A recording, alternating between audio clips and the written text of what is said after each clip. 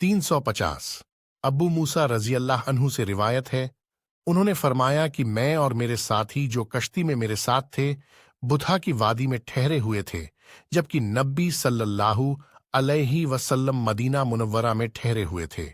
तो उनसे एक गिरोह बारी बारी हर रात ईशा की नमाज के वक्त नबी सल्लल्लाहु अलैहि वसल्लम की खिदमत में हाजिर होता था।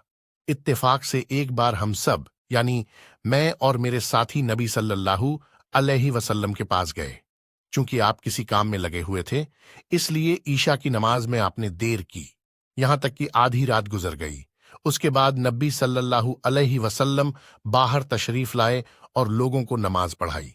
नमाज से फारिग होने के बाद मौजूद लोगों से फरमाया कि इज्जत और सुकून के साथ बैठे रहो और खुश हो जाओ, क्योंकि अल्लाह ताला का तुम पर एहसान है कि तुम्हारे सिवा कोई आदमी इस वक्त नमाज नहीं पढ़ता, या इस तरह फरमाया कि तुम्हारे अलावा इस वक्त किसी ने नमाज नहीं पढ़ी। मालूम नहीं इन दोनों जुमलों में से कौन सा जुमला आपने इरशाद फरमाया। अबू मूसा रजी अल्लाह अन्हु फरमाते हैं कि रसूलुल्लाह सल्लल्लाहु अलैहि वसल्लम से यह बात सुनकर हम खुशी खुशी वापस लौट आए।